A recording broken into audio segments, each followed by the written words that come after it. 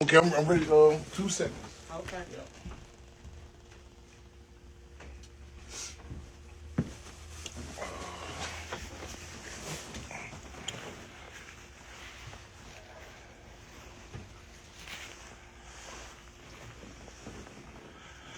Okay.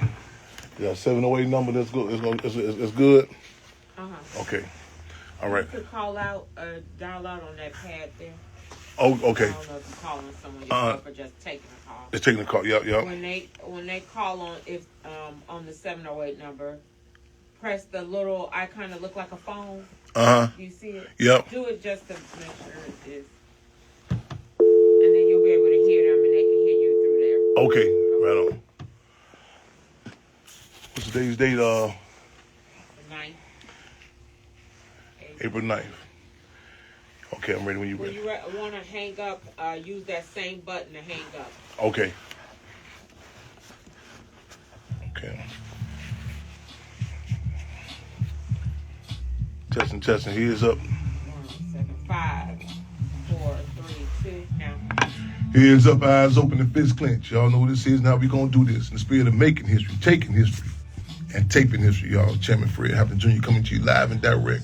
It's a weekly program of the Black Panther Party Cubs here, Free 'em All Radio, here at Intellectual Radio, y'all. We lock and load this number in. You dig 708-223-8953. Again, 708-223-8953. For those who I'm not on Chairman Fred Jr. live on YouTube, but I'm on Intellectual Radio on YouTube. So again, because I'm having some technical difficulties. So leave it to me. We'll be using 2 tin cans in the stream because I'm horrible with this technology, y'all. But we gonna make it happen, y'all. So again, y'all take a pause for the calls. Open those front windows and those back doors and let them know what it is. Wednesday, April 9th, been a full day. You know what I'm saying? Got some monumental moves we got to do. We'll get a couple of PSAs, people service announcements out the way. Just want to just clench fist salute to the comrades, the Black Panther Party Cubs, the Niggas Lee Foundation, others, the supporter came out there with the groundbreaking of the Hampton House Garden. I think the address is 1100 South 11th in Maywood now. We used to be right there by the Hampton House, but y'all come on out there. We got some more areas. We got to plant some more. Got to get that eggplant, you know what I'm saying? I heard a rumor there ain't no greens out there. Got to be some greens out there in the garden. Got to be some greens out there in the garden. So the Hampton House Community Garden, we did the groundbreaking this past April 4th. And we done it strategically, and it's strategically acknowledging the assassination dates of the late Dr. King as well as little Bobby Hutton, who was assassinated April 6, 1968, along with Dr. King being assassinated April 4th, 1968. So we broke ground the garden. Red Price in the building, right, man, my man. Hey, my brother Trustee Miguel Jones in the building. Love and respect, right on Free 'em All. Yes, indeed. Glad to see y'all on deck with us. Let those know who don't see me on live on YouTube. We are on YouTube on Intellectual Radio. So again, y'all tap on in with us. We coming in on Instagram. Before we got some what's the term they be saying in LA? Factors of some forces in the building with us today, y'all. We gonna have some updates about what's going on. And ironically, I'm set to hit the road to be in Minnesota, St. Paul. You gotta be real careful with that. I know you got to distinguish Minneapolis from St. Paul, East St. Louis from St. Louis. Sometimes you got Chicago, West Side, South Side. So I think it's Minneapolis I'm gonna be speaking at this weekend about mass incarceration. So that's on the flyer.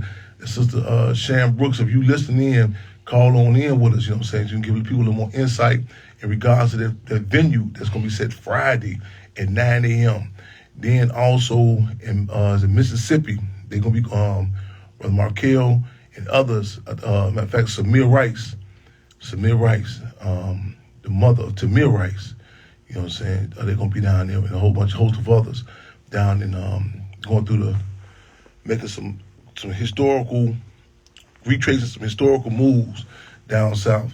I initially planned to get down there, but I got reminded I can't be all in places at one time. But we definitely want y'all to call in. You dig? We want y'all to call in. And I got the Black Panther Party Cub Code of Culture. Shout out to Ryan Coogler, the team, they did the premiere of Sinners, and touchdown. Just seeing that, they genius, brother. Zenzi Coogler. The whole team. It's a genius, a phenomenal piece. The premiere of that. Also, K Love, that event that we just had. She's had. They gave Mother Conrad Cool and Jerry gave her flowers. You know what I'm saying? And it was so many. You talking about? Man, it was black women were celebrated, not at the expense of cutting black men. It was a balance. You know what I'm saying? I talk about that balance. It was a beautiful event. You know what I'm saying? I'm still riding up the momentum. For that phenomenal event. So K Love it did. So again, y'all, we at 708-223-8953. Before I tap in on my guests, I wanted to see if y'all want to call in and give us about them 2 events we got coming up. You know what I'm saying? And any PSAs that y'all may have. So feel free, tap in. But we're gonna be moving and grooving. You know what I'm saying? Let me tap onto this coffee. And again, y'all, we on Instagram, we on Facebook. Also, we on YouTube at Intellectual Radio. So, you know, let everybody know that they can tap in with us, y'all. And y'all feel free to call in again, 708-223-8953. This weekend, I'm gonna be speaking about it. We're gonna be speaking as a panel. I'm set to be the keynote speaker. And sometimes you hear these different terms, growing prison industrial complex, and I struggle against this, such like euphemisms, because it kind of waters it down. Because even that term, it kind of implies like it's some sort of natural phenomenon, like it's just growing on its own, as as opposed to the mass kidnapping, of our people, people in general, but our people in particular. And I was doing an interview this morning. It was phenomenal. The journalist is phenomenal. Such with Chicago Defender. They're doing a follow up on a piece that's in the Guardian that was released, the Black Panther Party Cubs, children of members of the Black Panther Party. And I was talking about the term when being locked up, and the one brother reminded me, he said, remember, I was critical with his mother. We was in front of our headquarters. He said, you kept telling my mother that my father didn't go to jail, he was taken to jail. He said, I didn't understand the significance of why you kept saying that. And we say brutal terms for brutal realities, you did. And a lot of times you hear about people being released, and a lot of times we can get, we celebrate it, we should celebrate it. And you become immune to it. But one thing Assata Shakur, former political prisoner, revolutionary Assata Shakur said that being oppressed, you must constantly remind yourself to struggle to be able to distinguish what's normal and what's abnormal. Again, what's normal and what's abnormal. And it's a movie, City of God. It's a part in that movie. It's after the third time it becomes normal to you. You lose that sting. And we hear about, they call them, it's a term. They say that judge gave some football years. A lot of these years, and after a while you kind of get immune to it. And and then you hear about what I heard such and such got out. They did 25 years, 30 years. And you become immune to these numbers, which we shouldn't. And a lot of times, we celebrate. We glad these forces are back out, but we got to take a position that with Frantz Fanon, the Nigerian theoretician, that said that we must be able to accept the concessions without compromising our principles. And when we say concessions, when the system gets its back up against the wall, one of its Achilles heels, one of its weaknesses is exposure, like turning the lights on. And to really be very clear, what is the actual purpose, for prisons? I hope majority of our political maturity has gone past to believing that propaganda is about stopping crime. And the time that they target us, and who they target, and when you hear about brothers and sisters getting out, take into account, now, like Winnie Mandela said, when a person is in prison, it's not just the prisoner that's impacted. You talk about families, communities, the depriving of families. Like you think about, what years, what could have happened, so on and so forth, who you could have impacted, and how it destabilizes a community. The people. And I just really want us to just really struggle to look at this objectively and not in some sort of demoralized and pitiful way, you know what I'm saying? But to be acknowledged. I heard Captain Ibrahim Toure of the Burkina Faso, President of Burkina Faso, said something. So we talk about these situations, we're not seeking pity. But you know what I'm saying? We have to address this because one of the disadvantages in our people, in our community, it's a non-acknowledged war. So we want to struggle. Do we acknowledge these contradictions? What's been going on? So people don't come to this reactionary thing like, oh, our community's messed up, so on and so forth. And just don't say, man, we glad they out. But the impact, the trickle-down impact, you know what I'm saying, impact our community and how we got, you know what I'm saying, and we got to have these type of discussions and we got to really challenge exposure so we just can't be looking for comfortable with future generations going through it. As Field Marshal George Jackson said, that we fight for the unborn, the living, and the dead. You dig? So again, locked and loaded, y'all. 708-223-8953. We are here at Intellectual Radio. Got some guests in the building. First and foremost, today our first time touching down. It's going to be our last time touching down. I want to officially welcome you here to Fremont Radio, my brother. And I want to turn this over. Many people may have heard different, probably on some media outlets and just in the community. People, heard about you and other forces to market for. But if you can, give us an introduction of who you are and some background for those who might not know. My name is Troshawn McCoy. I'm part of the Marquette Park for. We were wrongfully convicted of double murder and armed robbery in 1995. Collectively, we served 70 years in prison. Two of my co-defendants received natural life. One received 20 years, and I received 55 years. And out of that 55 years, I did 22. Wow. This is 1995? Yes, it's 1995. I came home in 2017. How old were you? Went in at 17. Came home a few months before I turned 39. Wow. 17 to 39, prime time,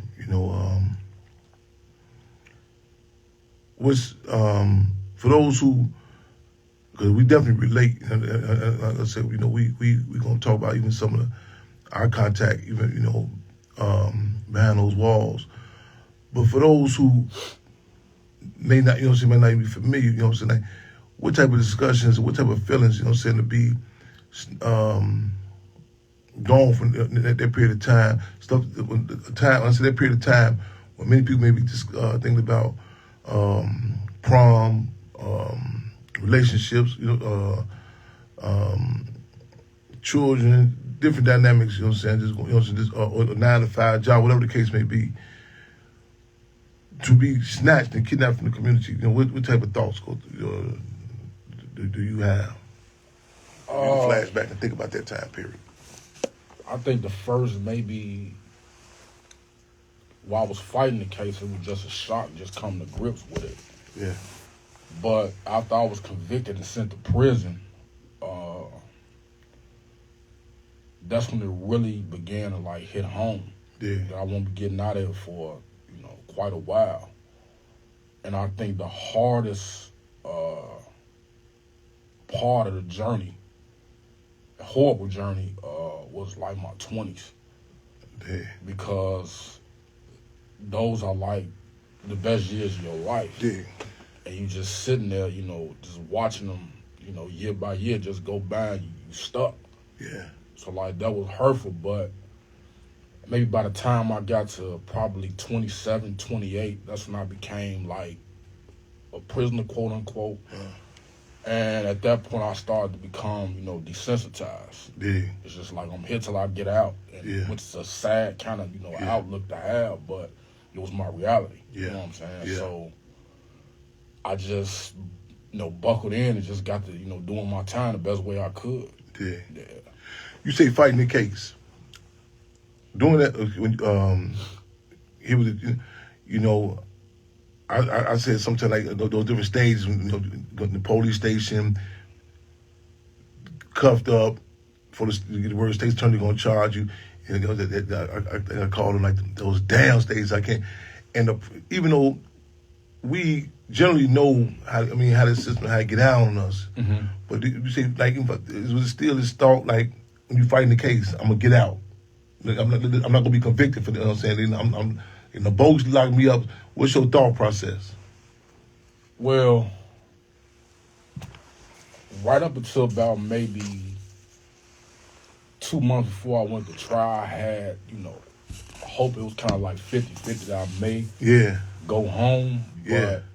But I remember I had an attorney visit in Cook County Jail, and my attorney, because what convicted us was, false confessions. So my attorney...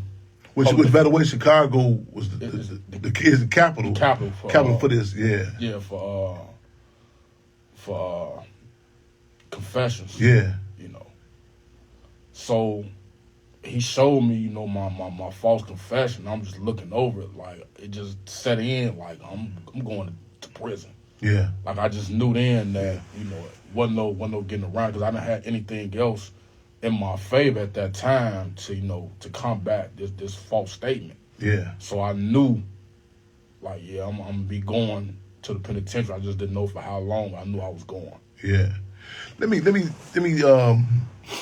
tag team with you, because let me play. It's a term we use as opposed to saying devil's advocate. Let me play state's advocate for those people just tapping in. You hear terms like that, they say like, well, confession of, and you got some people that even so detached. And they say, well, why would Chicago, why would these confessions be happening? And Pac had this, it's a piece in one of Tupac's songs that say, cats copping pleas because of stressing.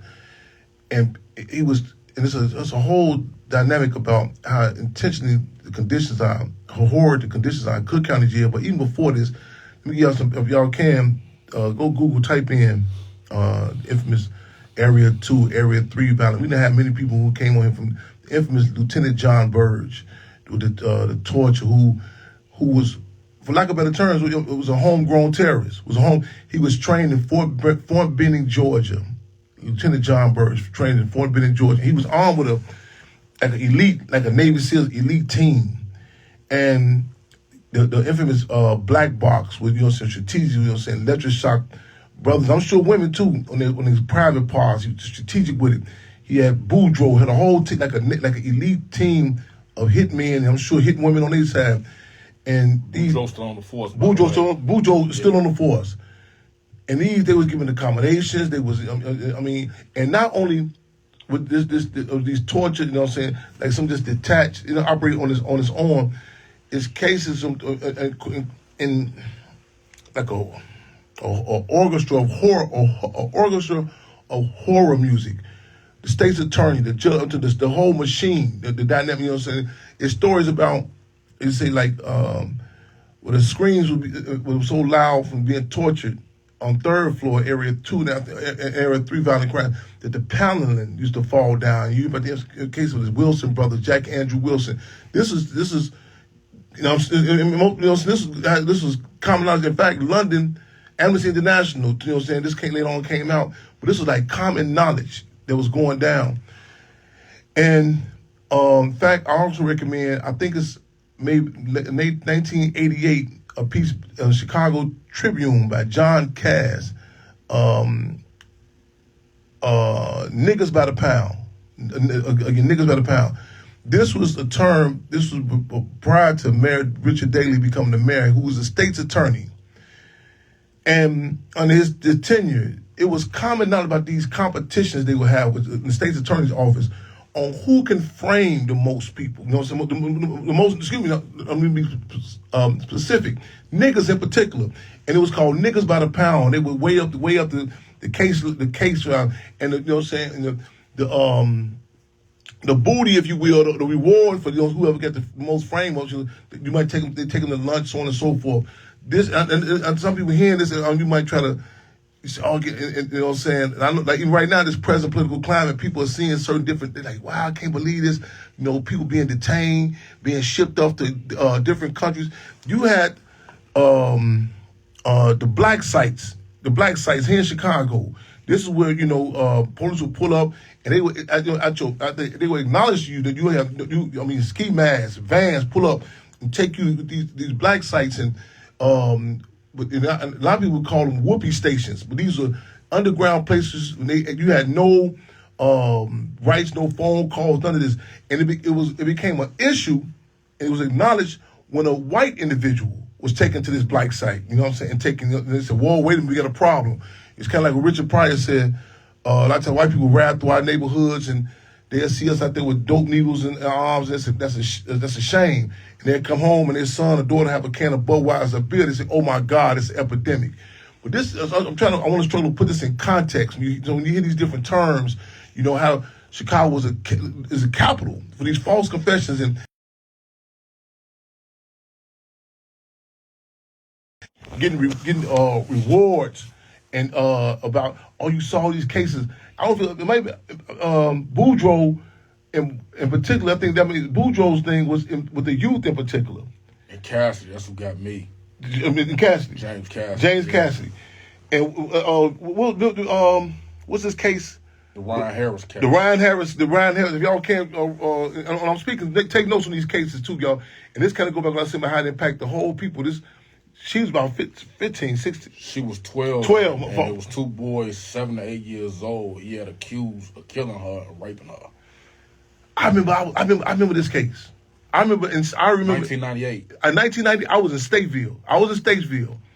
And in fact, that's when I started back writing poetry. I wrote this poem called "They Are Our Babies, Man." I got into it with guys in the barbers. I remember this vividly. It defied logic. You know what I'm saying? I mean everything. I think they said they're supposed to put some sperm on her. Like that. These young boys. It was.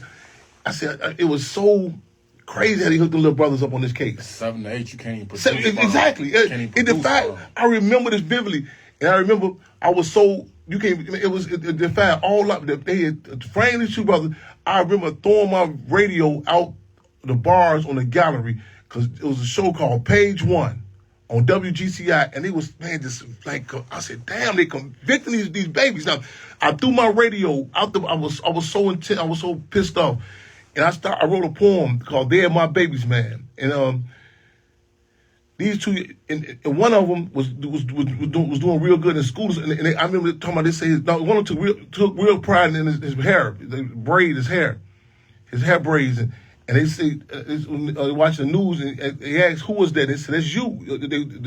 They seen a picture drawn on TV, and he just tried to cut his braids out of his head. You know what I'm saying? And you know what I'm saying? Later on, and all the media coverage about this here, and there's different details of maybe Cassidy or Boudreaux, all of us, that's coincidentally, while they interrogating these children, they get in a high-speed chase with them in the car. Same police, these same quote-unquote Sherlock Holmes and Columbos that solved all these crimes. There's a white lady supposed to get raped or something, murdered. He supposed to took him to McDonald's. He cracked this case. And I said, and you think about it, you say, man, I mean, you have no rocket science to figure out, you know what I'm saying? But it was common knowledge growing up. And it wasn't just a case of bad police. The whole system, the machine, the state's attorney, the judge, and the media. Because, you know what I'm saying? The articles, all that.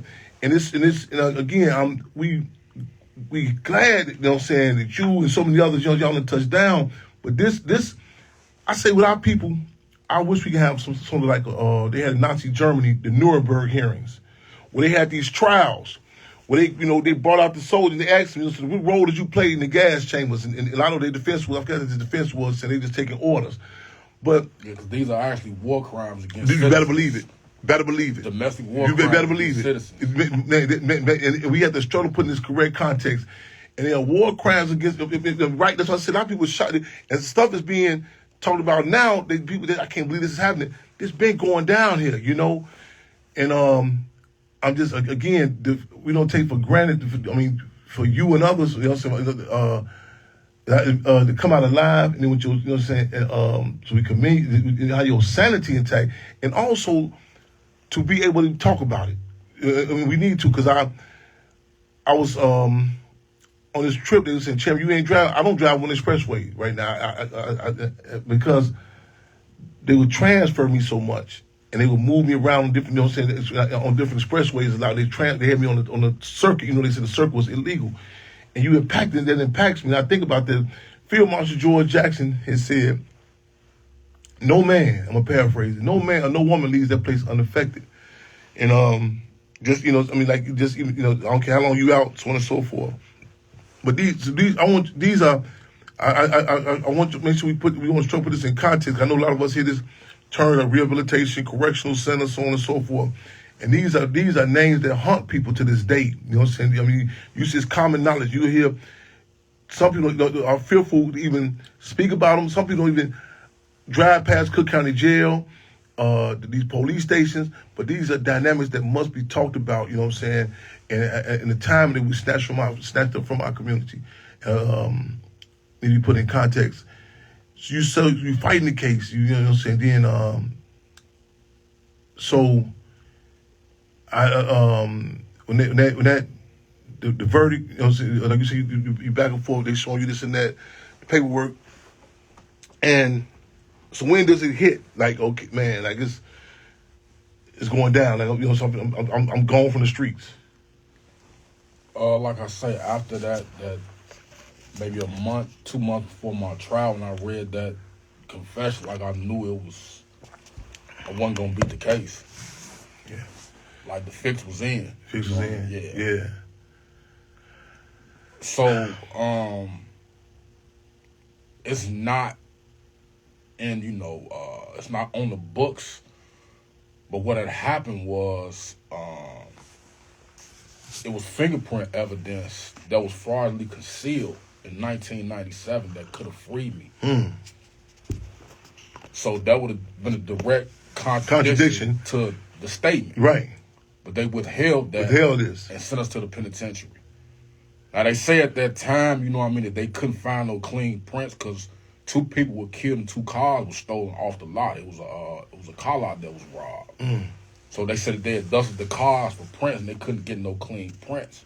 So years later, when Northwestern doubled back and dusted the prints, there's clean fingerprints everywhere. Wow. This is how long? This is how long? This was maybe 15 years later. 15 years later. So the Northwestern, the Innocence Project. Yeah. Innocence Project. To my 15 years, shout out to the Innocence Project too, with regards to this and other cases. 15 years later, they can get the prints, but at the time, all the forensic science in Chicago police at the time, they couldn't get the prints. Exactly. Dig that. This adds to the contradiction that, you know, so a lot of times people, not even if you just want to start the question, another logical question, say, well, man, if you want to stop the crime, I tell people, you know what I'm saying, you got the ability to, if you really want to get who done it. And I tell people, if you believe that the police want to stop crime, you believe Don King want to stop boxing. It's an economy based on this, you know what I'm saying? And then listen to the economy, what it does to our community, you know what I'm saying? Generation after generation. How was it, even just,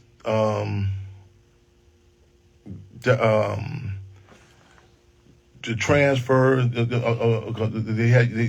leave you in one prison, you want to transfer, just take us through that. I touched about 4 prisons. I started out in Stateville, and from Stateville, I was sent to a prison on the border of Iowa. Then they shipped me back across the state to a prison on the border of Indiana, then all the way down south on the border of Kentucky. Wow. So when I came home, I come home from Shawnee. Wow. Like 15 minutes outside of Kentucky. Yeah, Shawnee I was so far south that when I came home on a Greyhound bus, we had to actually go into St. Louis, then come back into Illinois and come up. Wow. Yeah, that's how far south I was. Yeah, you bring back memories, just even the names some of these places out, and just to kind of put stuff in context, of time. It's a book, Bury My Heart at Wounded Knee, I think by D. Brown. Told about the natives, indigenous people, and like even a lot of the accounts that they would take on the reservation, and you will hear some of these same names, Shawnee. You'll hear some of these same places, and this with these various prisons, these concentration camps. You know what I'm saying? I know they would bounce me different places. I was here, Captain. We crossed paths in what, Stateville? Stateville. About 2001, maybe 2002. Yeah, and we just stopped by the Hampton house. We was commenting on that,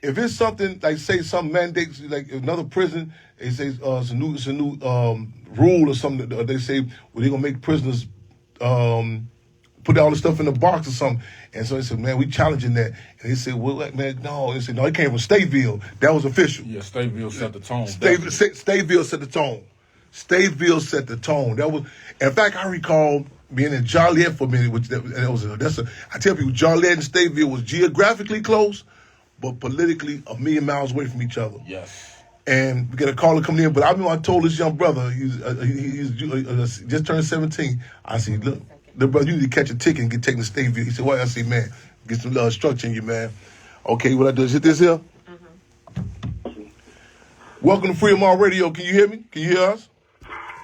I can hear you. That's Phil Marshall?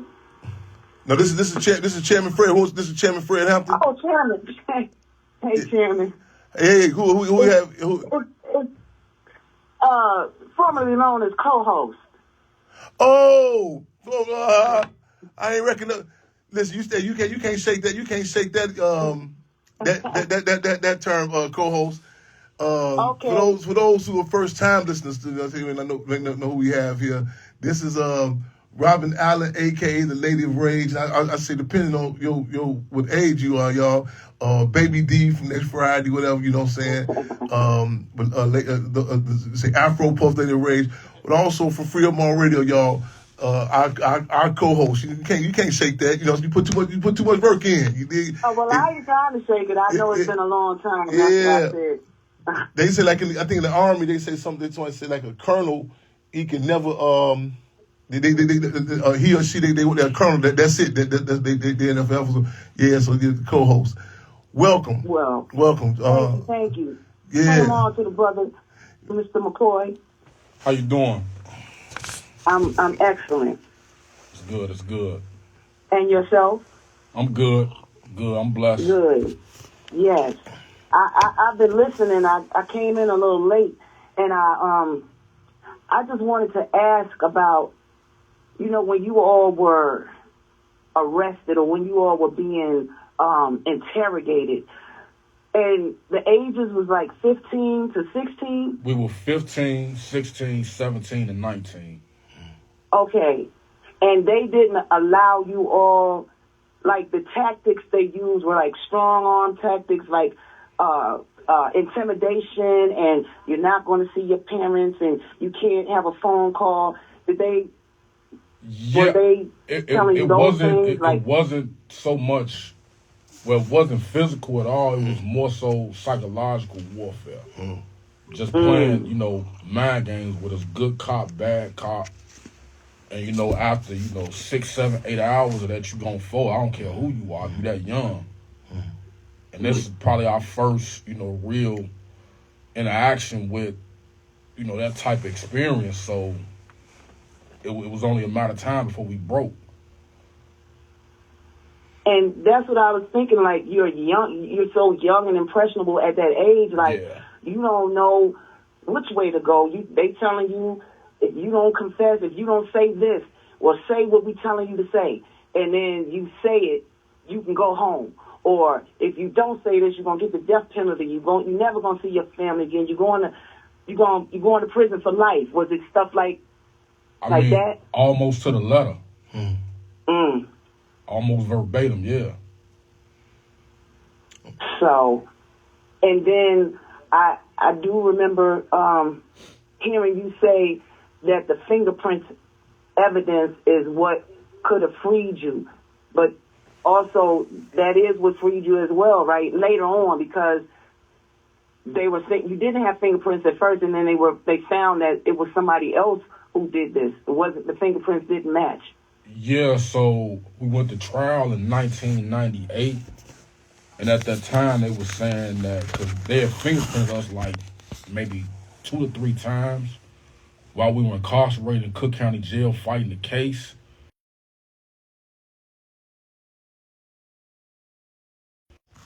Which was a lie, they hid them. But after, the Center on Wrongful Convictions, Northwestern University, they got a hold of the case, and they redusted the cars. They found prints everywhere. So this finally, you know what I mean, got in the course about maybe 2013. So I say about a good 15, 16 years later. And what made them go back to that case? Like, I heard you say that you had just buckled in, like, it is what it is. And what made them revisit the case? Because if you got, because it was not just myself, you know, writing to this university. Two of my co-defendants were also writing, so it's like, okay, they connected the dots. All of these three guys on the same case, pretty much saying the same thing. We gotta look into this. So all of these guys have coerced false confessions and nothing else. So that raised some eyebrows. Odds of this, right? You don't get them type of odds in Las Vegas. It's something to this. Yeah. And so they got to digging, and they're like, okay, well, let us, you know, fingerprint these cars again. And lo and behold, you know, it was 4 of us. These fingerprints led to 4 other guys, grown men who were like convicted criminals, not 15, 16, 17, 19-year-old kids. Yeah. Wow. Around there, and go to them. I heard you mention the James Cassidy, and I read that I think it's Bordeaux, Kenneth Bordeaux. Boudreaux. Is that how you pronounce it? Yeah. Boudreaux. Yes. And he was under John Burge, and, you know, Chairman has talked about John Burge and Cook County Jail, I mean, for years on Fremont Radio. But I also read that it was like 6 months before the Marquette 4 case, it was those two were involved along with a Valdez and a Sergeant Tudor in the Inglewood 5. Yeah. And it was a similar case. And then I saw something about the Dixmoor 5, where all of these people who were accused were teenagers and younger people, and these fabricated confessions. And I did see where, you know, I heard y'all mention that Chicago was the false confession capital of the world. The wrongful conviction capital of the world, people, too. And the wrongful conviction. And the wrongful conviction capital of the world, too. Oh. Both. But it just made me, you know, it threw me back to the Central Park 5. And like I said, I never heard of the Inglewood 5 or the Dixmoor 5. So it seemed like a track record with the Inglewood 5 and the Dixmoor, with the young putting these false cases, putting these false arrests on younger people and breaking them and having them confess to something that they didn't do. Yeah, and if you notice, like, they get us all in bunches, 4s and 5s. Yeah. 4s and 5s. Yeah. What was that? The central co-host, you mentioned the Central Park 5. What was the piece? When they see us. When they see us. Not like us. I mean, what is it? Not like us. When they see us. Something like that. Yeah, it was on Netflix. When they see us. Oh yeah. I would tell. Of course, the movie can't do. I mean, justice to what happened. I do recommend people check that out and they watch it. You know, as you speak, I'm flashbacking on that. And in fact, one of the brothers I talked to a while ago when I was in New York. Corey Wise. Yeah. We talked to directly. Corey Wise. I'm gonna follow up with him too. Yeah. All of them. And that's something, you know what I'm saying? And it'd be one thing if it was just happening in one city. You say, okay, that's how it go. But at one point, you had to say, wait a minute. Similar to like you just said, the students in Northwestern said, what's the odds of these young guys saying the same, point out some of the same contradictions? And Central Park, in New York, and co-hosts used to do all them different, you brought back memories, you know what I'm saying? The Inglewood, you know what I'm saying? And you had to say, well, either these police are inept, you know what I'm saying? This is, it's done by design. And also we got a shout out brother Paul, who we all know, you know what I'm saying? Yeah, and so I think they work on put some things together to help get this out. You know what I'm saying? And others get y'all story, get our story told, because a lot of these be microcosms, and you know what I'm saying, of what happened on a day-to-day basis in our community, and it's not an aberration, like people just think, well, that's just a bad situation. And you know what I'm saying? Because a lot of times we don't talk about it because even in Iraq, the prisons in Abu Ghraib, Baghdad, they were asking out of the prisoners. The photos came out, they was tortured, stripped them naked, put the dogs on them. Two things some of the prisoners said. They said, why didn't y'all talk about this? And a lot of prisoners say, who you going to tell? It's like you tell this, you complaining to the same people that's doing it.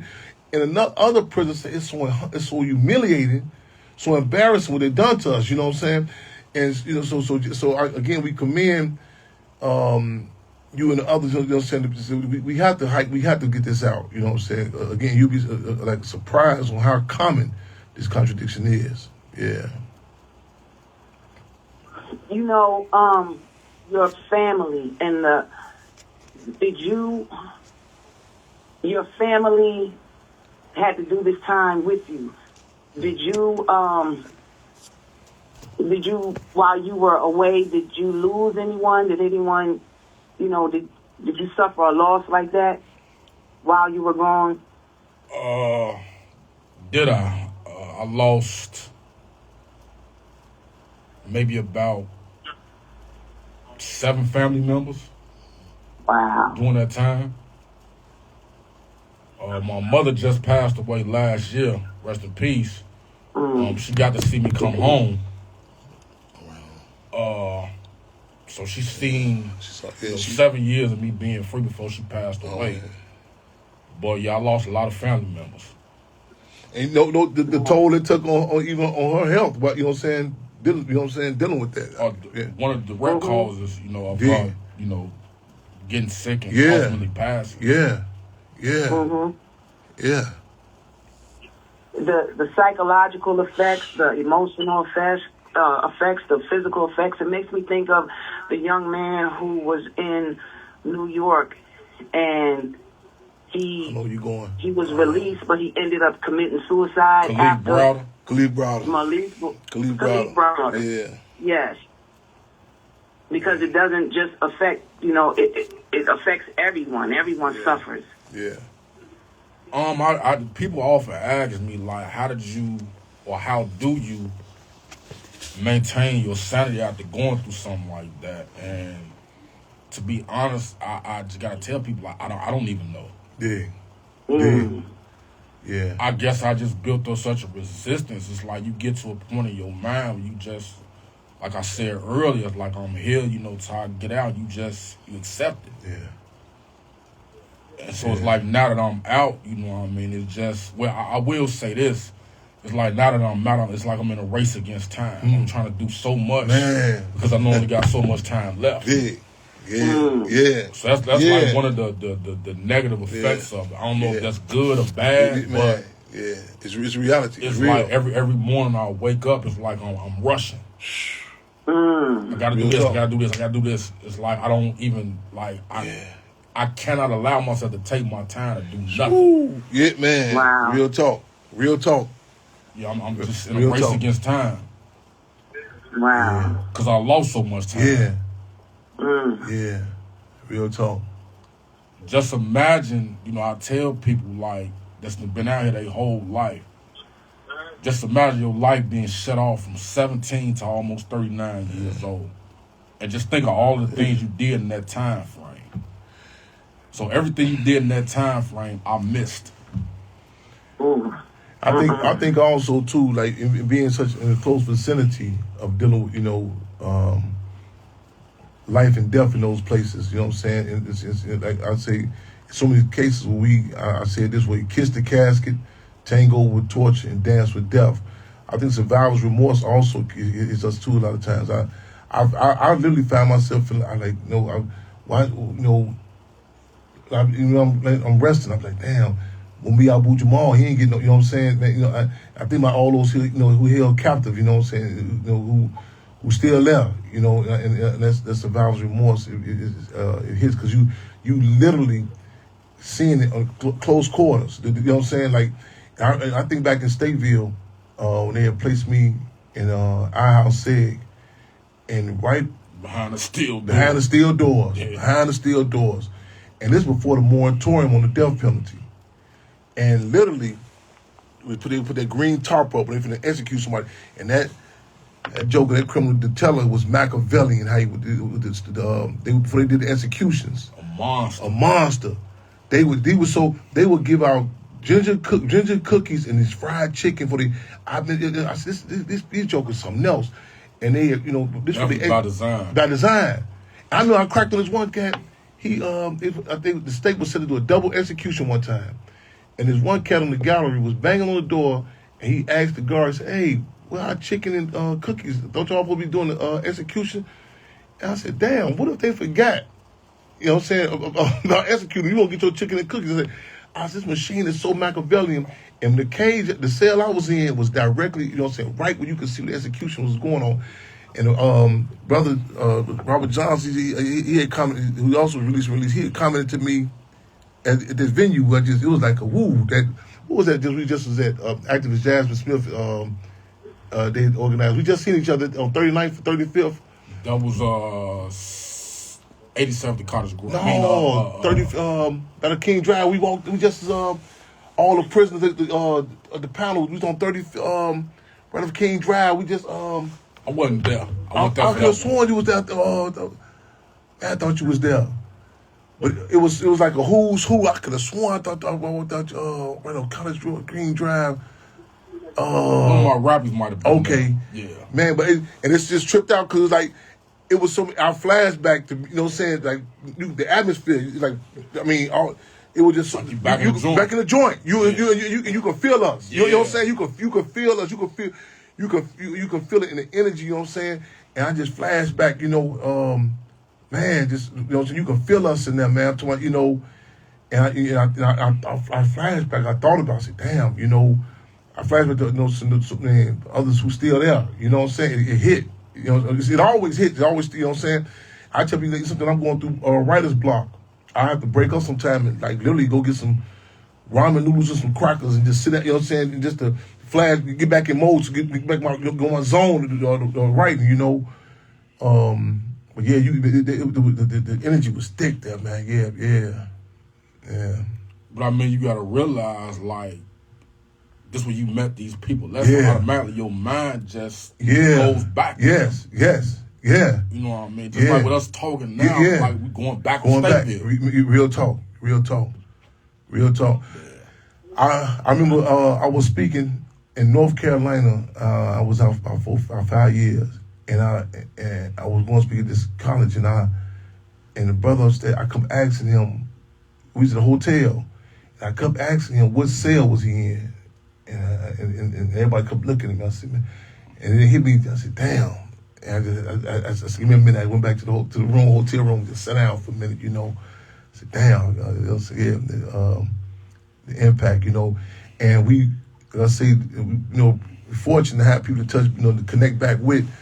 And I just want to say this to those who got loved ones, who, touch back.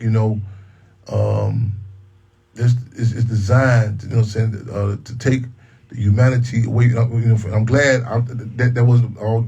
I still got it. We still got it. But also, you have to.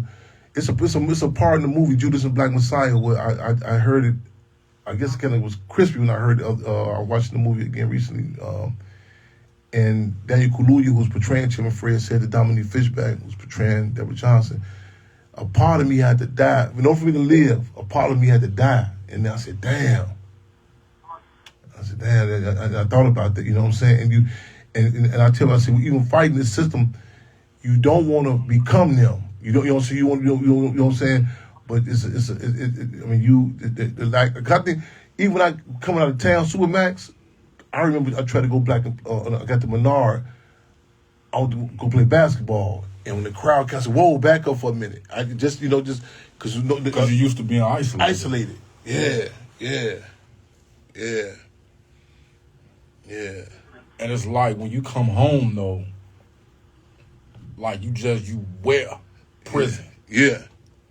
You know what I mean? You can just look somebody in their eyes and they swear like you mean, but I'm just looking in your eyes. I'm talking to you. Yes. Real talk.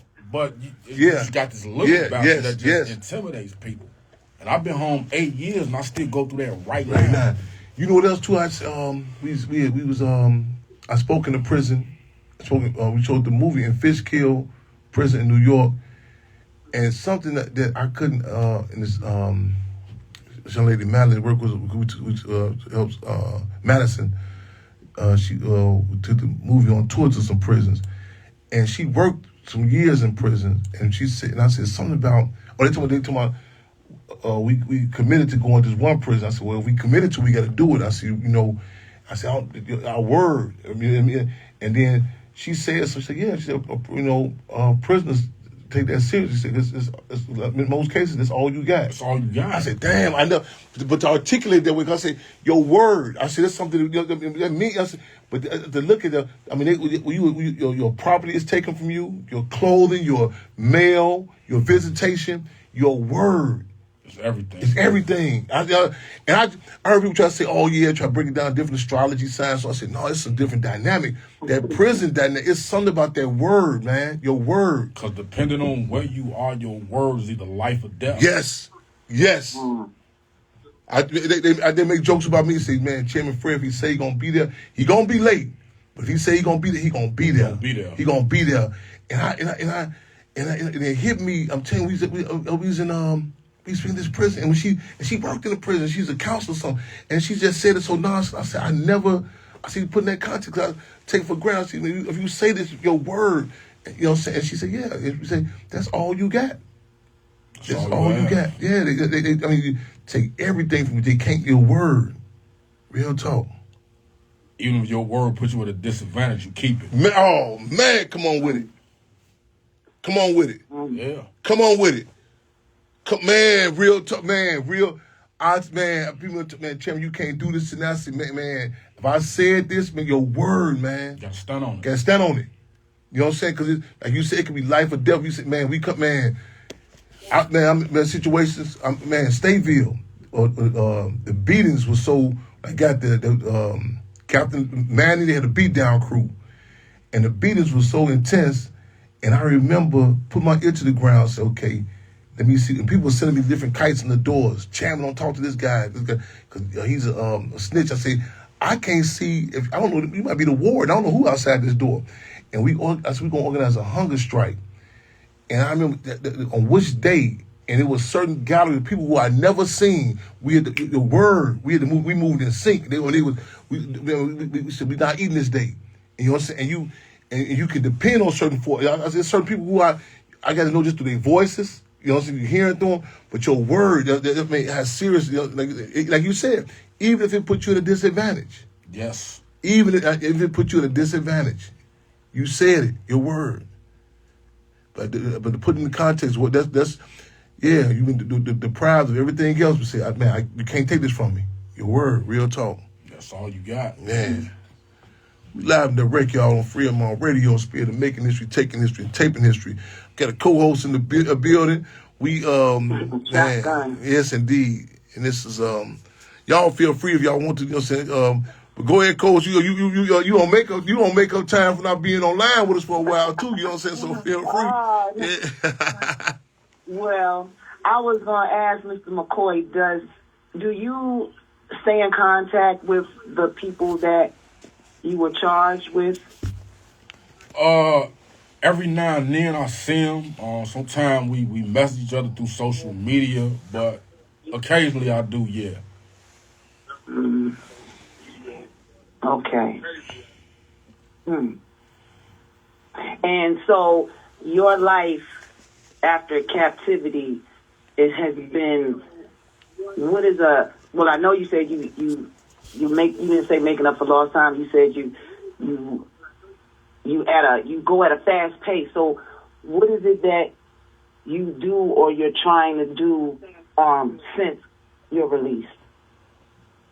Well, currently everything, huh? Yeah, currently I have 4 businesses. I have a non-for-profit organization, the Troshana Dana McCoy, me and my wife, the Troshana Dana McCoy Foundation. I have McCoy Luxury Transportation Services, which is a black car and exotic car rental service. Oh my God, call you this weekend, I guess. I have the McCoy Promotions and Investments Company, and I also have Shakir Product, which is my real estate company. So I'm very, very busy. Wow. Well, you know you're going to have to leave the information while you're on Free 'em All, so we know how to, if we're trying to get some real estate or rent a car or whatever it is, we're going to have to get that information on how to get involved with that. Okay. Yes. Yeah, so we currently still getting the website set up, but the COO of all my companies, I'll leave his number with brother Fred. Right on. Yeah. And you come back this open airways for you all the time, you know? Yeah. Open airways. Yeah. And you said your wife. Yeah. So I'm not trying to be nosy, but I am. So was she your girlfriend all along, like when you were first arrested, or did you meet her after? No, I met her after I got out. Okay. About maybe 2.5 years after I was home. Okay. Yeah. Well, that's a little happiness in your life. Yeah, I know. My little ray of sunshine. Yeah. Good. Yeah. Are you working on a smaller ray of sunshine? Y'all have any kids? Yeah, we working on it. Okay. That's the fun part. Yeah.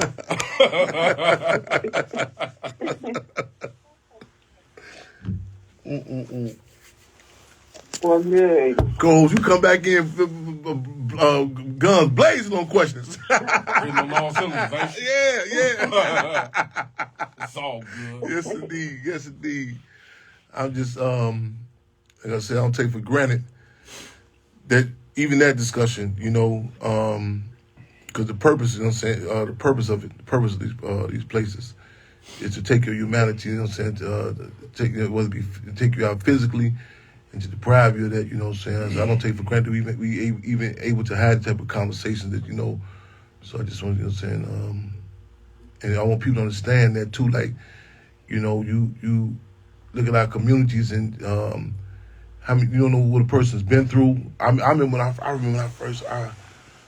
first got out. I was out about a week, and I was about 63rd, something, maybe a race scene or something by this park, and the sister I went to high school with, and she had been going through some struggles, and I said, is that her? And then she told me it was her, and I said, oh. I cried. I said, man, you know I was locked up. I said, you ain't reach out to support the case. You ain't no letters. You didn't say free. I ain't hear you say free Fred. And then she said, man, she said, you know I was locked up. I said, what? And she just told me the story what she went through. I was like that. And I stepped back and I looked at everybody different. I just looked around in our community and I said, man, this is a thought. You know, I know that I know her. But you never know what we, you know what I'm saying? And so, and it's so common in our community, you know what I'm saying? What we, you know what I'm saying? The type of, and I tell you, you come up out of it, you be so happy to get up out of it. I think Scarface Ghetto Boys that said life like you come into the storm, you in a storm, you just get up out of the storm. And so with that being said, y'all, we got to get some universal umbrellas, y'all. You know what I'm saying? We got to get some universal umbrellas because in one way or another, we all being hit directly, indirectly, covertly and overtly, and you know what I'm saying. We don't have the luxury of Dr. Fields in our community. We don't have no couches, psychiatrist couches in our community. A lot of times, our therapy sessions got to be, crack house or the liquor store or something of the sort. But the spirit is still sharpening steel, and men and women sharpening the men and women. We have to be able to have certain conversations. We got to acknowledge this. We got to deal with it. You know what I'm saying, what's happening.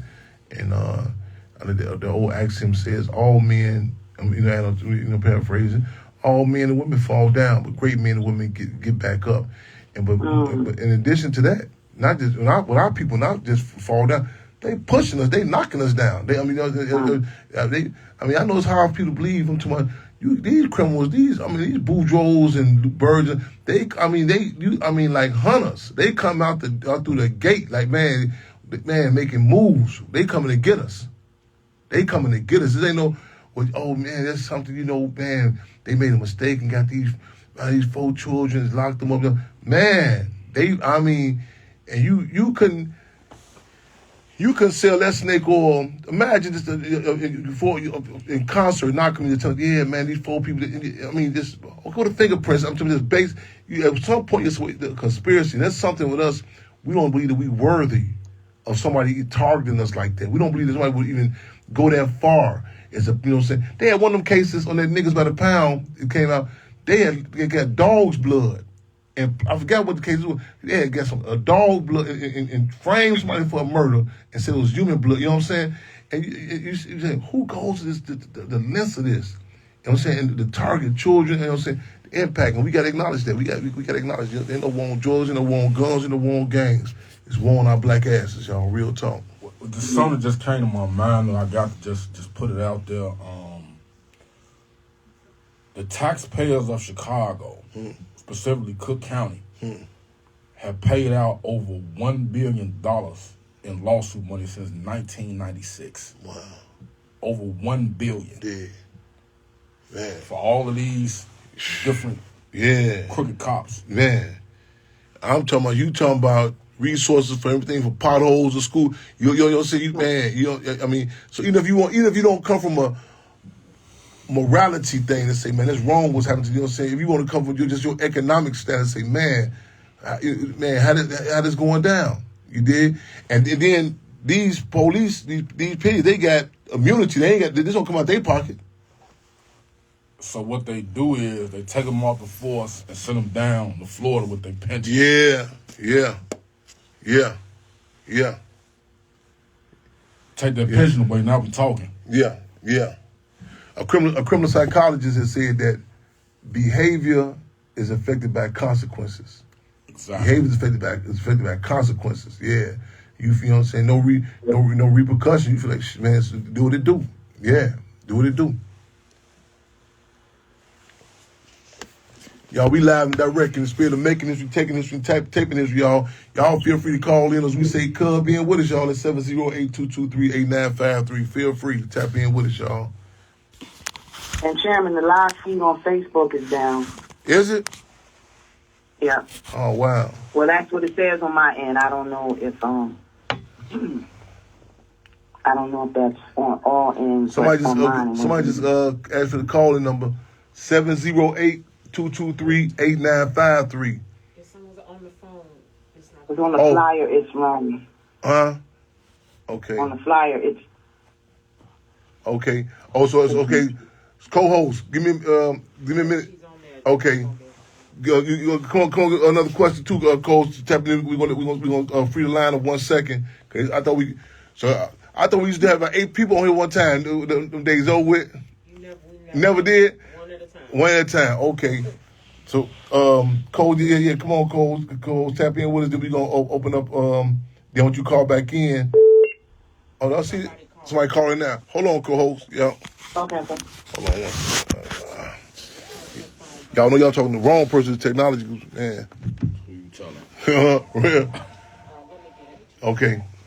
We'll be using 2 tin cans and streams on me.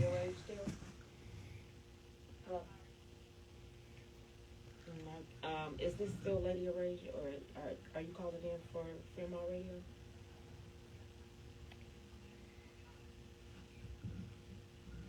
Okay.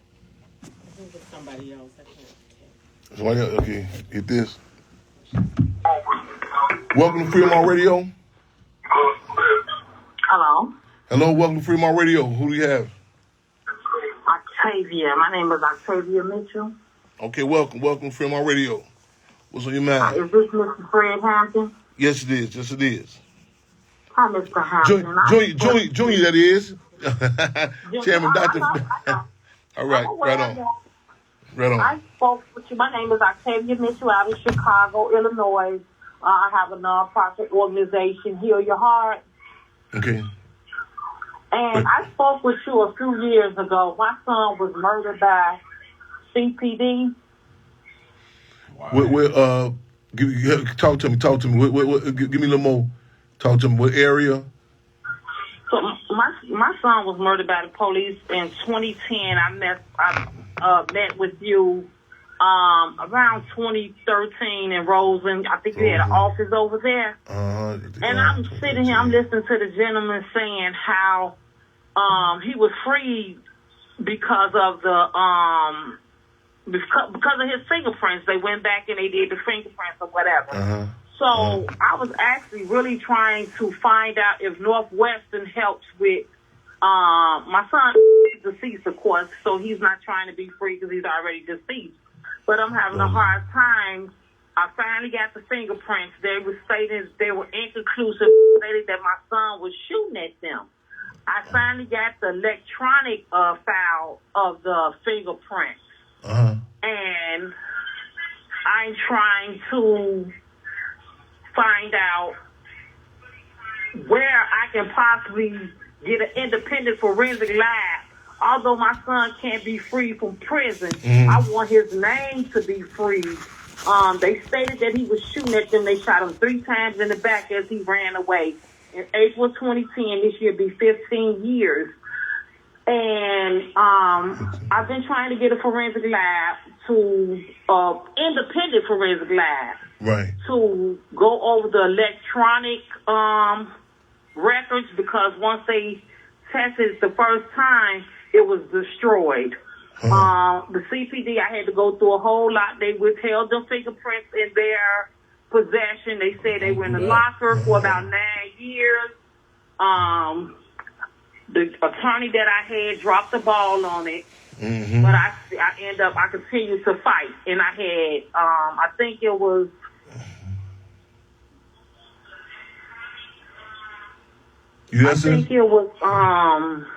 I forgot who it was. I'm sorry. I forgot who it was that helped me get the electronic filing of it.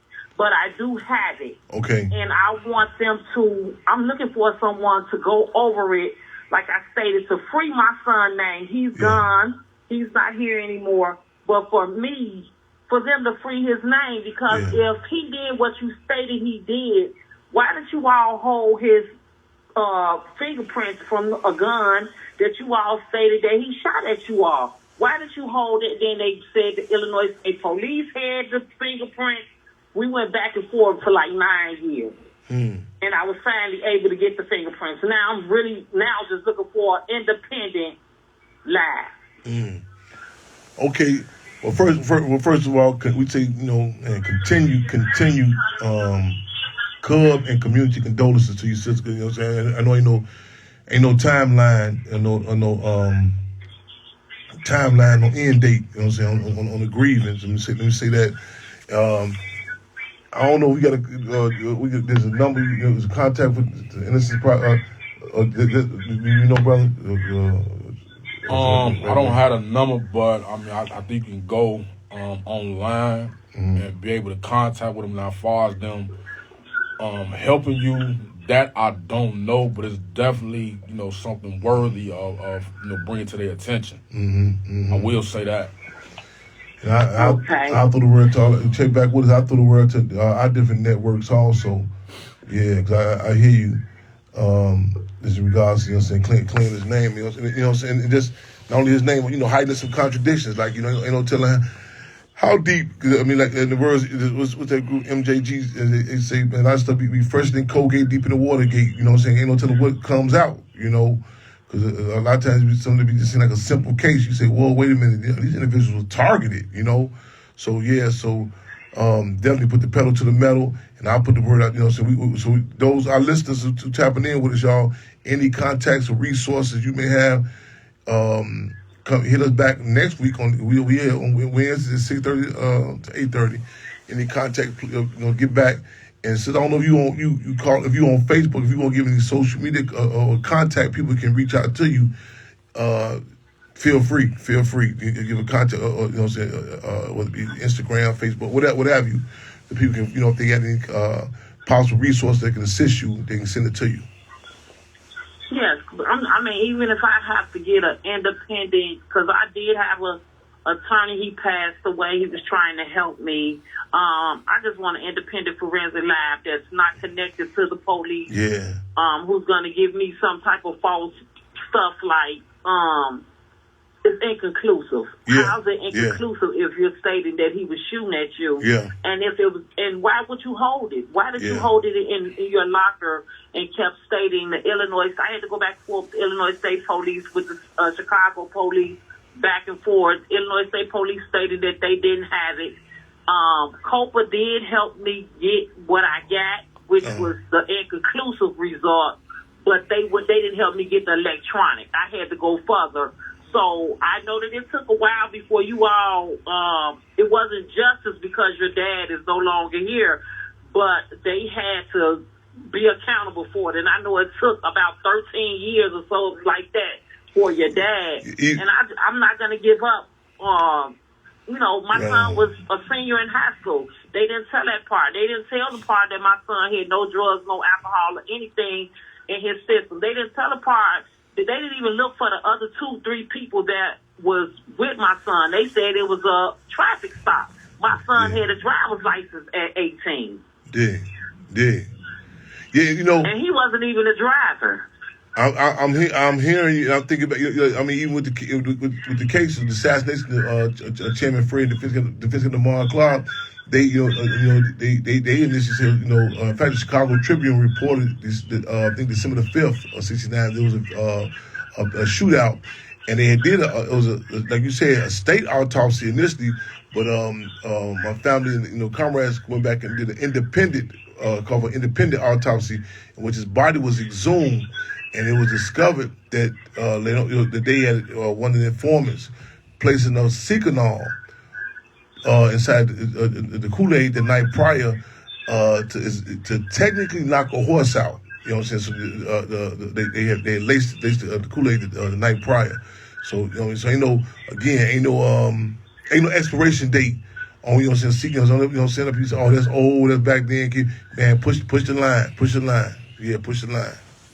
Yeah, so if I can get anyone, like you say, if anyone's listening, anyone can direct me to an independent forensic lab, because the Illinois State didn't even want to touch it. They stated that they were so bagged up, they didn't even want to touch it. They sent it to Kobe lab or something because they knew it was some BS when the city first said they sent it to them. And they say, you all didn't send it to us.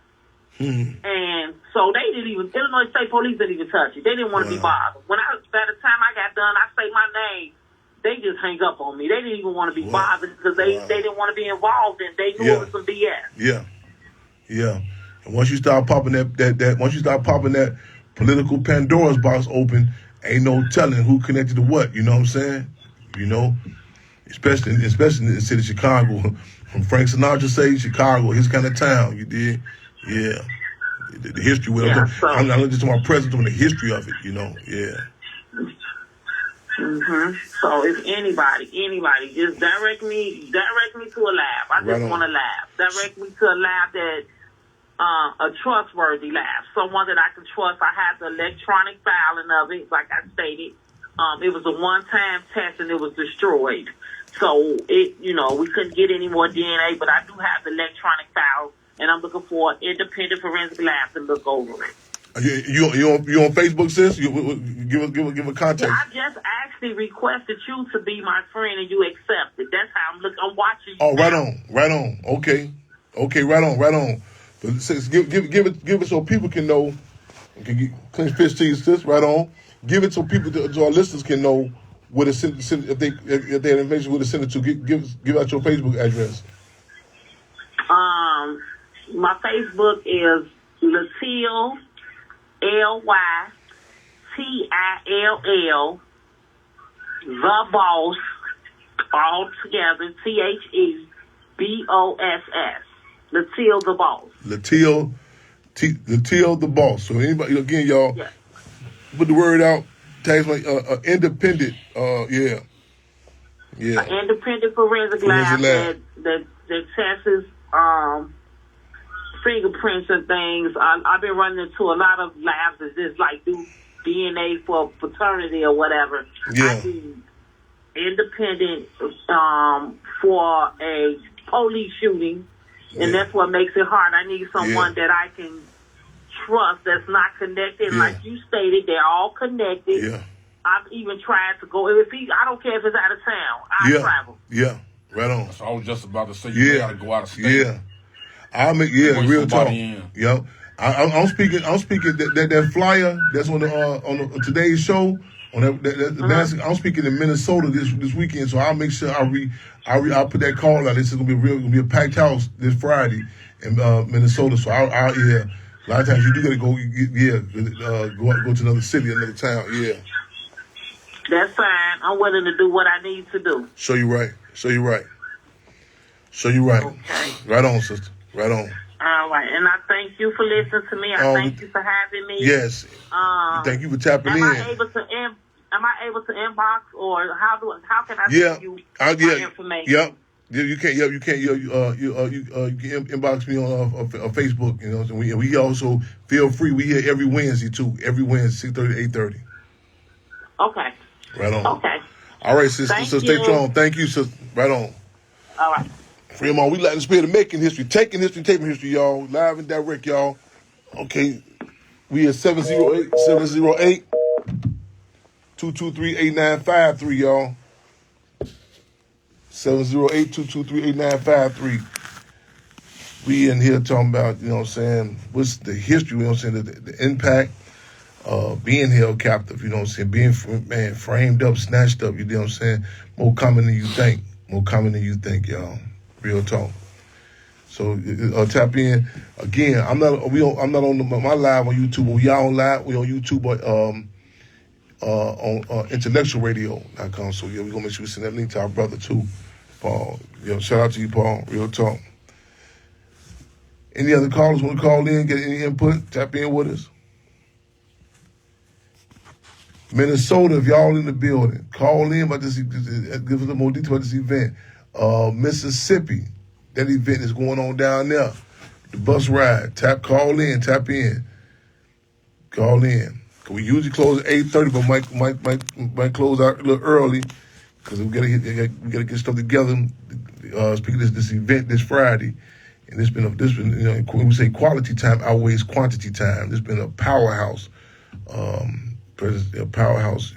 program.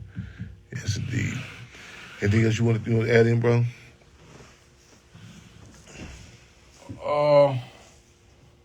Just talk to my brothers, that's behind them walls. Keep your head up as always. Hope, you know what I mean? Keep fighting. Yeah, that's right. That's right. My heart is with you guys. Right on. Yes, indeed. Never forget. We get this thing we call the Harriet Tubman Code. You know what I'm saying? And never forget those who are still held captive, y'all. Real talk. Never forget those who are still held captive. Straight up. And so we didn't, I'm just flashback. I'm saying so many, yeah. Man, free them all. Keep your heads up, eyes with fists clenched, y'all. As a matter of fact, I want to put this call back out again. One prisoner, one contact. That's a campaign we had some years ago. We still got it. But that means basically at any given time, everybody should be able to give us a status check or update on some respective prisoner. What's their ID number? Are they in isolation? What's their next court date? I mean, whether it be me, Abu Jamal, or your cousin, whatever. So again, let's post them names and ID numbers up on social media. You know what I'm saying? One prisoner, one contact. Because again, now, what I said before, that prisoners in Illinois who've been dead over 15 years, but the state still getting money from them because no accountability. Some of Adolf Hitler, the Fuhrer of Nazi Germany, some of his initial victims of the gas chamber was ones who did not receive any mail.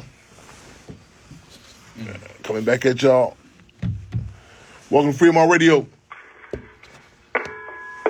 Chairman, this is Paul Watson III. How are you? Oh, wow. Right on. Yes, indeed, my brother. We well in this saying, good to hear your voice. Yes, indeed. Are you been listening in? I have been listening in. I just wanted to say that, Troshan, his story is amazing, and it's a story of resilience. Right so, on. You talk about free them all. Yes. Look, we've had some of our brothers freed, but we need the rest of them freed. But Troshan is energy to all of those brothers that's been in there locked down, one day they coming home. So you're right. Right on, man. Hey, we just this is we looking forward. You know what I'm saying to it being told, and people need that because again, battle fatigue is real. You know what I'm saying, and in those a lot of times you get isolated. Like man, I'm only am I talking a foreign language? You know what I'm saying, what's going on, so on and so forth. So I just want to commend you. You know what I'm saying? I guess the team also, definitely our brother Troshan. You know what I'm saying? Sitting here, you know what I'm saying? To get this out, because a lot of these are conversations that a lot of times people say, I want to hear about that. In our community, we told to keep it moving, to suck it in and keep going, to sweep it under the rug. No, this has to be addressed. This has to be acknowledged. You know what I'm saying? Wait till election time. Wait till Black History Month. No, this has to be intertwined in our poetry sets, the barber shop, the beauty salon, the pool. And I'm not talking about like defeating type, but like you say, it's inspiring to say, hey man, this man. I mean, I'm moving relationship and doing business, so on and so forth. However, let me be very clear. Man, this, you know what I'm saying? Like Park said about that rose and grew from concrete. You know what I'm saying? Let me put in context. Is there so, like you said, so many others, man, that, you know what I'm saying, may not be on the venue with us talking about this here, but this can be used as a template, a prototype people can relate to. Say, oh man, I can dig that. I've been through some situations too. I didn't know. You know, I thought we were just supposed to tuck it. You know what I'm saying? Keep it moving. No, we can walk and chew gum at the same time. We can acknowledge, you know what I'm saying, what happened to us and still keep on moving. But we have to, because it's toxic just to hold us in. It's toxic. And if you don't speak about, you ain't no telling where you get released at.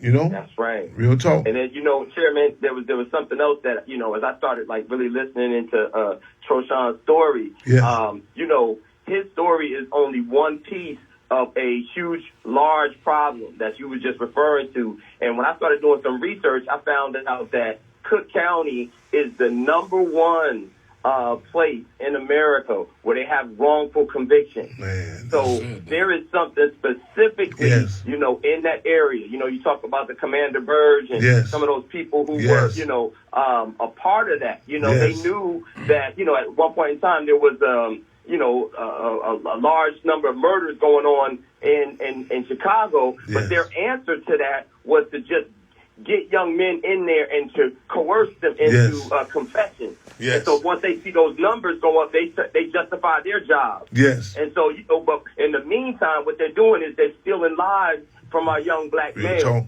And so people that had nothing to do with these crimes are now going away for 22, 23, you know, more years, and their lives are being torn away from them. You know, Troshan talked about the fact that, you know, he didn't have his 20s, he didn't have his 30s, he didn't have the chance to mature, to go through some of those things that you learn in life. You know, he had to be behind bars for that. And so many of our brothers are going through that.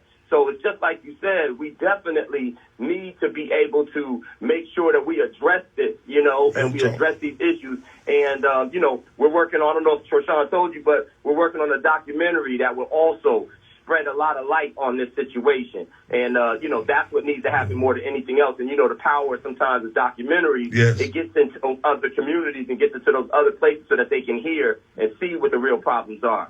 So you're right. We looking forward to this, you know what I'm saying, to this piece, you know, to come out. You know what I'm saying? This should be premiered and played. You know what I'm saying? The barbershops to, even if we got, you know, bring down some of these big movie theaters and, you know what I'm saying, you know, sit down, you know what I'm saying, watch it, dialogue, and discuss it, the schools, you name it. So we looking forward to this. We looking forward to this piece. Yep. And matter of fact, I'll be touching down with you ASAP, brother. Yeah. Yes, sir. Yes, sir. Just want to commend you, you know, you and the Lady of Rage, the work that you guys are doing. It's much so needed. And, you know, keep doing it, my brother. You know, free them all, free them all. Man, free them all, man. Right on. Love, respect. Hey, it's a small world. You know, a thoroughbreds recognize thoroughbreds. We connect right up, man. You know, again, we honored that had a brother here. We honored you that you called in. And again, y'all, we looking forward to this documentary. Real talk. Cause this is.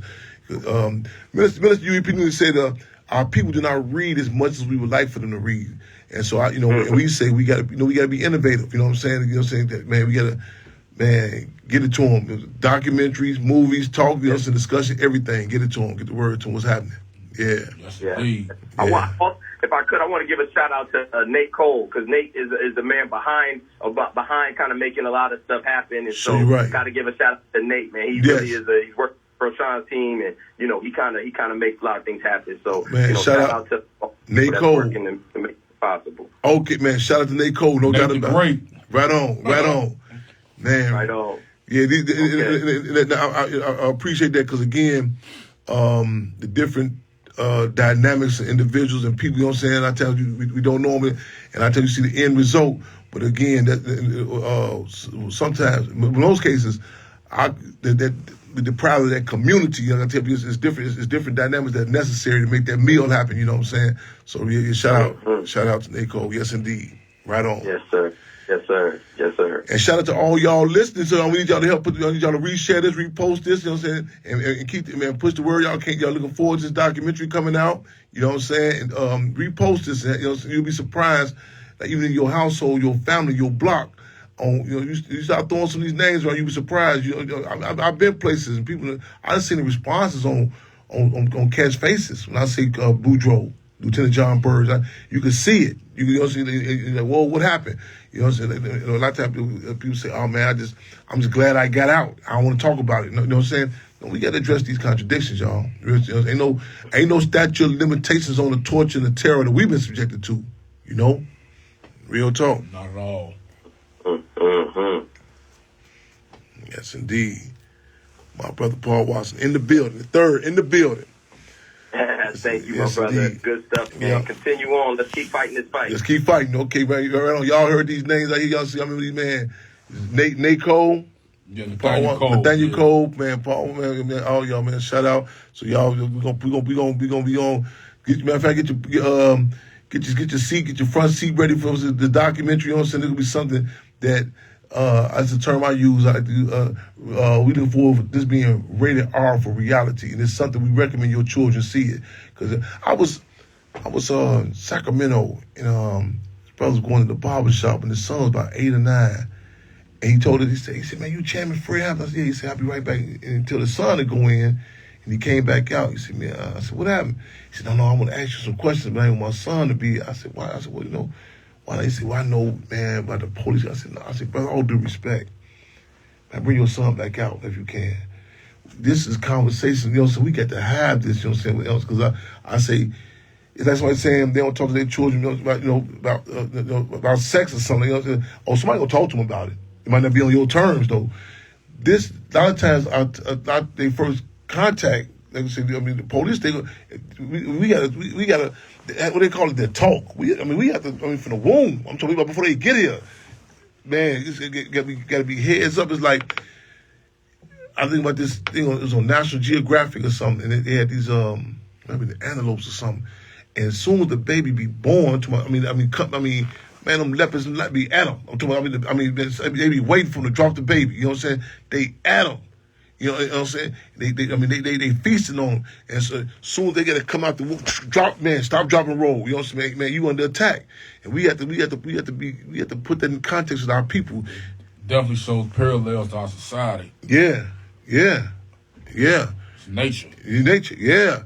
And you know what I'm saying? And, man, these jokers see us like prey. I'm talking about, it's a whole business. I'm talking about, man, the machine, the eco, to my man, the police, the state's attorney, the judge, the whole lick, the media, you know what I'm saying, man, the music industry, you name it. They like, man, how you gonna feed the beast? Oh, we know where to go.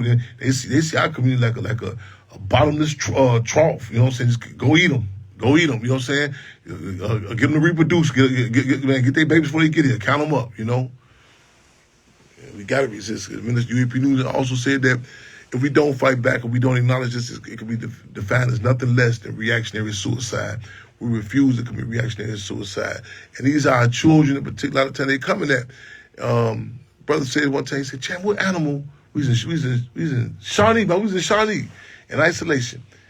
He said, hey, Champ, we was in SEG. He said, "What animal do our people remind you of?"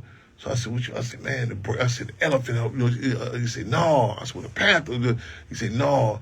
He said, "Man, the rabbit would leave his children open for attack, and it hurt when he said it." I said, "Damn, man." I said, "You have to cut like that, man." But it hurt when he said that, you know. And we can't do that. We can't roll like that. We can't roll like that, y'all. Real talk. Y'all tap in with us before we cut out. We now have some phenomenal calls. Oh, man, I see some legends. I see some phenomenal people tapping in with us. Yes, indeed. I see some names on this Facebook that know exactly what we're talking about. You know what I'm saying? That, Yeah, I see some names that know exactly what we talking about. Been there. Yeah. If not still there. I recognize some names. Yes, indeed. So we gonna club out shortly, y'all. I'm gonna keep y'all posted. Make sure that independent was forensics. The sister go back and check. I think make sure post her name, so we can get their contact. Huh? Somebody said they ain't letting us go there quick. Welcome to Fremont Radio. Okay. Welcome to Fremont Radio. Fremont, let's co-host, come on back in. Fremont, right on, co-host. Yep. You tap your. I don't know if you. Paul just called in. Yep. Yeah, I heard him. Right I heard him. So you're right. Yep. So give us some. We're gonna close out in the. I says you on makeup time. Any more comments or questions? Well, I did have a question with the arresting officers. Are they still good question? A part of the force? Still working? Still fabricating stories and stuff like that? Well, Kenneth Boudreaux he's still on the force. Actually, when I was trying to settle my lawsuit, the civil suit that I had against the city, spoke out against it. Ironically, they ain't that. But the other cop, arrogant. He's in Florida. They retired him in '98 after the Ryan Harris case. So he's down there just, I guess enjoying the sun, kicking his feet up. He's no longer on the force, though. Of course. And it was no type of, when you all went to trial and it was found out that these confessions were coerced, it was no, and it's kind of like a rhetorical question, of course, but were they not punished in any way?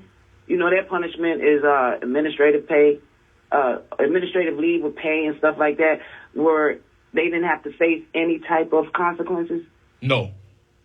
None. Mm-hmm. None. Per usual. Yes, indeed. Yes, indeed. Richard Pryor, comedic genius Richard Pryor, said he went out to the courthouse looking for justice. That's just what he found. Just us. He did down in the courthouse, and this is something in police stations, you name it. But again, we can never get used to this. We got to challenge it. You know what I'm saying? Because again, quote that from Asada Shakur, you always remember to be able to distinguish what's normal, what's abnormal. Say how it's supposed to go. It was what Marvin Gaye said, this ain't living. You know what I'm saying? I don't care how you try to theorize this or make it sound good. You know what I'm saying? This system is Machiavellian with this term we refer to as the sidetracking of the slave. Sidetracking of the slave is like case examples is when Rodney King was being beat. The narrative was, was he speeding? As opposed about the beating. You look at different political prisoners cases. I think about even different cases for Mr. Hoover. They go to trial. They be like, is this Chicago's most notorious street gang? They're not even talking about the case. Not even talking about what's happening, the charge. And this is a tactic that this system does with our people in particular, again, to get you sidetracking on attacking you, criminalizing you. And, we get up there, and I think back in Detroit when the police had murdered this brother named Malice Green. And the police said, well, when they murdered him, he was supposed to be half cocaine, half crack. And the people said, we don't care if he was half heroin. Don't convict them police and see how we get down up here. And that's the position, that the confidence that we as a people. And I tell people, if you switch the narrative and what happened to us, I seen Cook County Jail is right down the street from the Humane Society with the animals I kept there. And if you said the amount of, like I talk about, like even in Cook County Jail, they're doing the coronavirus first, the case of Nicholas Lee and others, it was defined as the hotbed of the coronavirus. And and people just being straight out murdered one way or another. If you switch that narrative around and say these dogs in the Humane Society were treated this way, it'd be an uproar from PETA and every other institution. And so, you know what I'm saying? So the people, we got to really up the ante, so these conversations and really, as I said, I'm glad you asked early on, stuff that we take for granted. You asked the ages. And people need to hear that. You know what I'm saying? Man, you need to hear that. 15, 16, we need that need to be reiterated over and over. We need to hear that. Yeah. Yeah. Man. Yes, indeed. So, y'all, hey, we get our marching orders, y'all tune in. Those who going to be in Minnesota, I am there this Friday. The flyer has the information on it. That's on the bottom right corner. I'm going to be there speaking this Friday. We got some more upcoming. We here on Wednesdays. Man, y'all touch down with us at the Hampton House. They're speaking to us there. Say the Hampton House at gmail.com. Go to the website, thehamptonhouse.org, hamptonhouse.org. And we working on up and ante, y'all. Those renovations. So come on, whatever supplies and support you can, come on through there. We are there at the Hampton House, y'all. 804 South 17th Avenue, Maywood, Illinois, in the spirit of making history, taking history, and taping history, y'all. Again, this is another one for the history books. And I struggle. Take these episodes, y'all, like they did in Timbuktu. It would take information, it would bury it. So future generations come back and look. Because, you know what I'm saying, we don't want people to come and have to be shocked. Like, I can't believe this happened. Replay these episodes. Play them while you ride, play them in the beauty salons, the barber shops. You know what I'm saying? Tie this in. Don't say that's that political stuff, that's that black stuff. You don't be connected to it. We got to make this a way of life. A way of life. Keep your heads up, your eyes open, your fists clenched. What's the call? Free them all, brother. Again, we appreciate you, man. The doors are open for you 24/7, 7 days a week. Although we on Wednesday, we gonna say we'll pull episode in a minute on it. You know what I'm saying? Real talk. Wow. And you know, bro. Hey, I'll be back once the documentary is released. Oh, so you're right. The door's open. You know what I'm saying? Hey, got a book coming out too. What? Oh, hey, you are also inspirational. I love all of that. Yeah. You are inspirational. I say, cause I'm hearing you. I gotta, man. We go up there. I gotta tighten up. I gotta make some moves. Yeah. It's inspirational. And you know, but you got our co-host back calling because you know about the heavies out, man. Real talk. Yes, indeed. Co-host. Yeah, I say, listen. You know about the major players, the major factors back online with us, though. Yeah. But it's been a phenomenal episode, y'all. We thank you all. Yes, it is. We thank our co-hosts. We thank all the callers that call in, and most of all, the people in general, y'all. For as Minister Dewey Perdue said, that without the people, revolution is impossible, y'all. Appreciate y'all energy, y'all call-ins, y'all comments, the people. Yes, we appreciate intellectualradio.com. You know what I'm saying? Keep your heads up, your eyes open, your fists clenched. What's the call? Free them all. Free them all. Free them all. Oh, this was great.